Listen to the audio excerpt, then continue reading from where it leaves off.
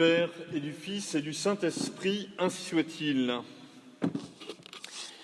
Bien chers fidèles, après avoir passé un Triduum pascal bien particulier, nous voici arrivés au premier dimanche après Pâques.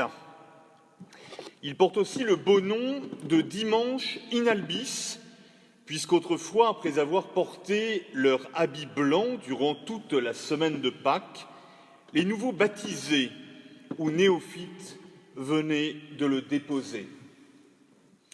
C'est aussi comme dimanche de Quasimodo qu'il est connu, puisque l'introïde de ce jour commence par ces mots de saint Pierre, « Quasimodo geniti infantes », tels des enfants nouveau-nés.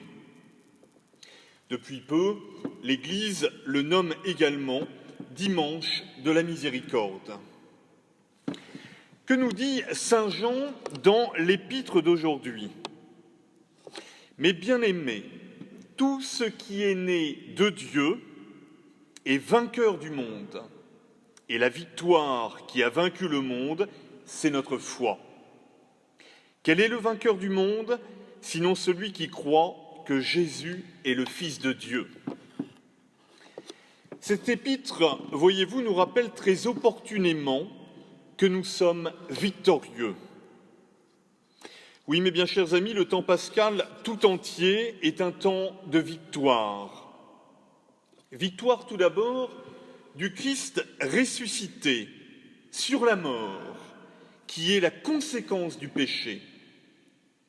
Victoire sur le péché lui-même, et victoire enfin sur l'instigateur du péché et premier pécheur, Satan. Ce n'est pas rien que cette victoire totale. C'est une victoire bien réelle, car la guerre est déjà gagnée, quand bien même il reste beaucoup de batailles à mener et à remporter. La manifestation totale de cette victoire aura lieu lors du deuxième avènement du Christ, lorsqu'il viendra juger les vivants et les morts.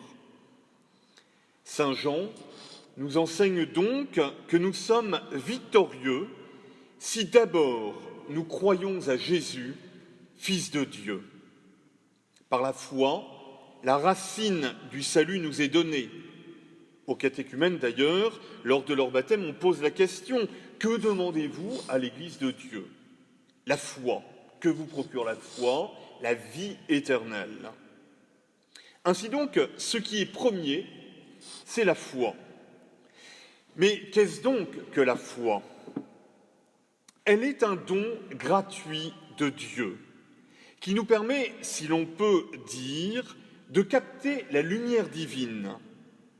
Elle est cette grâce qui vient d'en haut, nous permettant de connaître le mystère de Dieu et son dessein sur les hommes.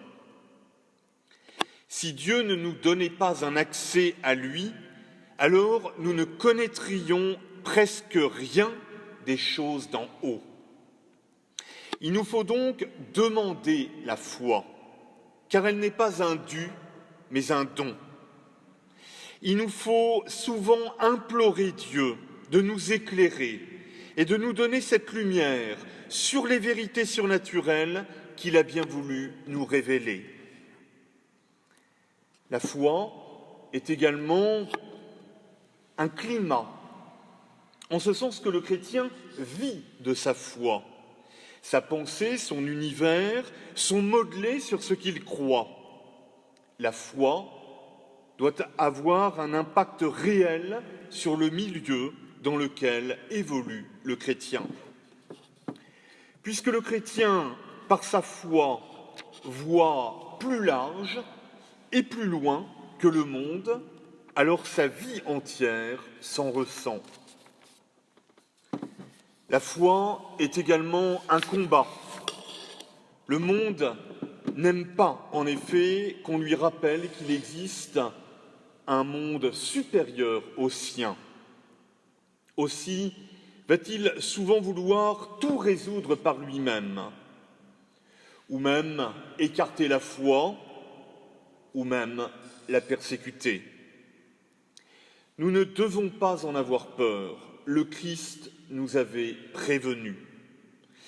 Il faut au contraire combattre le bon combat de la foi, par nos prières, par nos actes, par nos paroles, pour tenir ferme, mais aussi pour faire découvrir à nos contemporains les richesses incroyables de l'amour divin.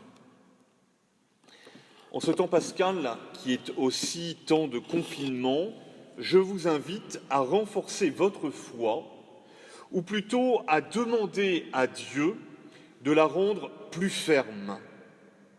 Que votre adhésion à Jésus ressuscité, sommet de la révélation, vérité, soit toujours plus vive. Quand la barque est secouée, il faut s'accrocher ferme. Mais aussi, je vous invite à approfondir les vérités de la foi, en mettant à contribution le temps qui vous est donné par la Providence aujourd'hui pour mieux connaître ce que l'Église enseigne, et la mission pour cela, et qui se trouve être ce que Dieu a révélé. Mais bien, chers amis, enfin, ne recherchons pas des miracles, des petits raisonnements humains, de fragiles béquilles pour croire, mais généreusement, reposons-nous sur Dieu seul qui est vérité, et alors nous pourrons dire à Jésus ressuscité de tout notre cœur, mon Seigneur et mon Dieu. Et Jésus alors nous gratifiera de cette belle béatitude, bienheureux ceux qui croient sans avoir vu.